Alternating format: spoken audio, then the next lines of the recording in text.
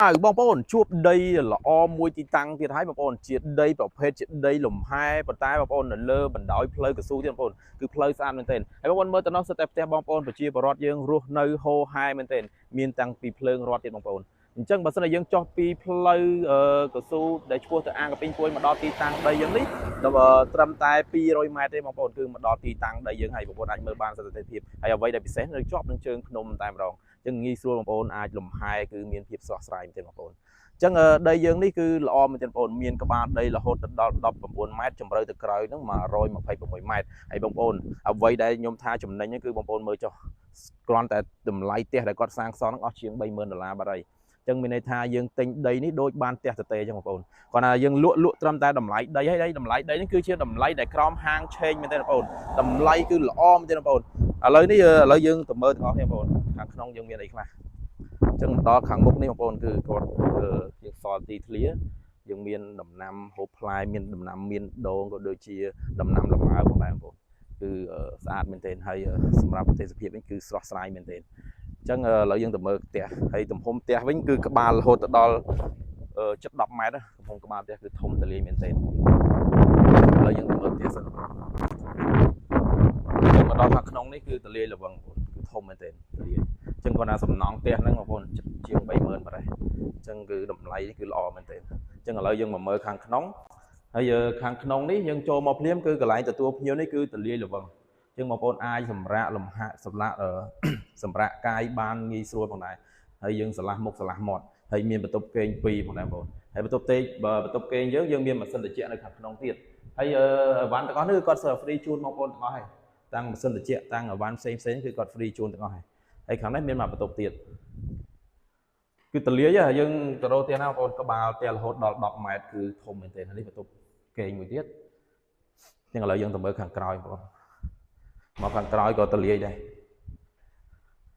ហើយបន្ទប់ទឹកវិញបងប្អូននេះបន្ទប់ទឹកយើងអាចដាក់ក្រែគេងក៏បានបងប្អូនគឺធំមែនទែនបន្ទប់ទឹកគឺគាត់ធ្វើធំទលាយមែនទែន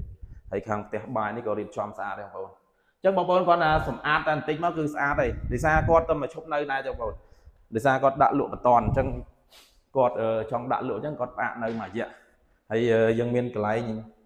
សម្រាប់ដាក់អវ៉ាន់សម្ភារៈទៀតបន្ទប់ដាក់សម្ភារៈហើយខាងនេះមានបន្ទប់ទឹកមួយទៀតអញ្ចឹងបន្ទប់ទឹកយើងមាន2ហើយធំទលាយមែនទែនហើយមកខាងក្រោយវិញបងប្អូនអាចមើលបានបងប្អូនទិដ្ឋភាពខាងក្រៅហ្នឹងគឺយើងមានអារម្មណ៍ថាស្រស់ស្រាយទេបងប្អូនងាកទៅខាងនោះសិតតែជើងភ្នំហើយសម្រាប់ផ្លូវវិញគឺបងប្អូនផ្លូវធ្លុះបងប្អូនផ្លូវកស៊ូហើយធ្លុះសងខាងទៀតអញ្ចឹងយើងចាក់ទៅកពីងពួយក៏បានយើងចាក់មកខាងភ្នំសំពៅក៏បានដែរបងប្អូនហើយទេសភាពគឺល្អមែនទែនបងប្អូនអើយសុខស្រាយវាស្រស់ស្រាយមែនទែនបងប្អូនអញ្ចឹងឥឡូវយើងទៅមើលបន្តទៀតតាក់ទងនឹងខាងក្រោយដីយើងមានដំណាំហូបផ្លែជាច្រើនផងដែរបងប្អូនសិតតែដំណាំដែលអាចប្រមូលផលបានទាំងអស់ផងដែរបងប្អូនឥឡូវនេះយើងមកដល់ខាងក្រោយបងប្អូនហើយបើយើងក៏លេចមើលខាងនោះពាងទឹកនេះជាង10ពាងបងប្អូនហើយសម្រាប់ពាងហ្នឹងគឺម្ចាស់គាត់ឲ្យទៀតបងប្អូន free ឲ្យទៀតកុំឲ្យពិបាកវែងឆ្ងាយគាត់ថា free ឲ្យទាំងអស់តែម្ដងហើយយើងមើលបាសសាំងវិញគឺប៉ុណ្ណាណៃរាប់ម៉ឺនលីត្របងប្អូនគឺយើងអត់ខ្វះទឹកសម្រាប់ការប្រើប្រាស់ទេគ្រាន់តែដងទឹកស្អាតដែលគាត់បុកនេះអស់ជាង1000បងប្អូនគឺធំមែនទេមុខកាត់ចូលពីទឹកហ្នឹងអញ្ចឹងមើលបាសសាំងប៉ុណ្ណាណៃហើយយើងក៏លេចមើលខាងនោះបងប្អូនភ្នំយើងធ្វើតែកញ្ចោះពីខាងក្រោយដីក៏យើងមើលឃើញទិដ្ឋភាពភ្នំស្អាតមែនទេបងប្អូនអញ្ចឹងដីនេះលំហែគឺល្អមែនទេបងប្អូនអញ្ចឹងឥឡូវយើងមកខាងក្រោយយើងទៅមើលដំណាំអ្វីខ្លះទៀតអញ្ចឹងនៅខាងក្រោយដីយើងនេះយើងមានជាដំណាំដូង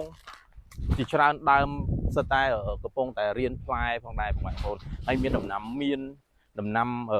ផ្សេងទៀតដូចជាដើមកាក់ដើមក្រូចសើចអីគឺយើងមានទាំងអស់នៅទីតាំងដីនេះហើយសម្រាប់ទីតាំងដីនេះបងប្អូនខ្ញុំបានសួរបញ្ជាក់ទៅដល់ម្ចាស់ដីអីគឺអត់មានការលិចទឹកអីទេគឺភ្លៀងមកគឺហូរអស់ផងដែរបងប្អូនអត់មានការដក់ទឹកឬក៏ជ្រាបទឹកទេសូម្បីតែខ្ញុំដើរនៅលើផ្លូវនេះក៏អត់មានជាប់ផុងទឹកផុងអីដែរបងប្អូនគឺដីនេះគឺល្អមែនទេបងអំណោយផលមែនទេហើយបងប្អូនចង់ដាក់ដំណាំផ្សេងទៀតក៏បានដែរបងប្អូនហើយឥឡូវយើងមកដល់ត្រឹមនេះគឺត្រឹមតែពាក់កណ្ដាលដីបងប្អូនហើយទៅក្រោយនោះទៀតចូលក្បែរ100ម៉ែត្រទៀតបងប្អូនទៅខាងក្រោយហើយមានដំណាំជាច្រើនផងដែរមានដូងមានសិតតែដំណាំដែលយើងអាចប្រមូលផលបានផងដែរបងប្អូនអញ្ចឹងដីនេះល្អមែនទែនបងប្អូនយើងទិញបានទាំងដីក្រោមទីផ្សារបានទាំងផ្ទះតម្លៃចូល30,000ជាងហើយយើងមានដំណាំហូបផ្លែនៅក្នុងនឹងស្រេចទៀតអញ្ចឹងយើងបានទាំងលំហែផងយើងមានដំណាំអាចបេះប្រមូលផលលក់ផងហើយមានផ្ទះស្នាក់នៅស្រាប់ទៀត ហើយអញ្ចឹងមានន័យថាដីនេះបើសិនជាបងប្អូនទិញយកមានន័យថាយើងទិញបានដីក្រោមទីផ្សារហើយយើងមាន free ដំណាំហើយមានផ្ទះតម្លៃជាង 30000 ទៀតគឺចំណេញមែនទែនចំណេញលើចំណេញបងប្អូនហើយតម្លៃវិញបងប្អូនត្រឹមតែ 29000 ហើយយើងបានទាំងផ្ទះបានទាំងដីហើយតម្លៃហាងឆេងនៅទីនេះក្រោម$20បងប្អូនហើយយើងលក់អត់ដល់$10ប៉ុណ្ណឹងសម្រាប់តម្លៃដីអរគុណច្រើនពុកម៉ែបងប្អូនទាំងអស់គ្នាសម្រាប់ពុកម៉ែបងប្អូនដែលមានបំណងចង់បានទីតាំងដីលំហែមានផ្ទះមានដំណាំហើយនៅគៀកនឹងផ្ទះបងប្អូនជាបរដ្ឋយើងជាប់នឹងផ្លូវកស៊ូទៀតហើយចុះពីផ្លូវកពីងពួយមកត្រឹមតែ200-300ម៉ែត្រគឺមកដល់ទីតាំងដីនេះហើយអ្វីដែលជាក់ស្ដែងទីតាំងដីយើងនេះនៅក្នុងភូមិប៉ោយស្វាយឃុំតាក្រៀមស្រុកបាណន់ខេត្តបាត់ដំបងបន្តតែបងប្អូនចឹងសម្រាប់ពុកម៉ែបងប្អូនដែលចាប់អារម្មណ៍យើងនឹងជូនបងប្អូនមកមើលផ្ទាល់និងបើកសោជូនបងប្អូនមើលទស្សនវិជ្ជាជុំវិញក៏ដូចខាងក្នុងផ្ទះផងដែរអរគុណច្រើនពុកម៉ែបងប្អូន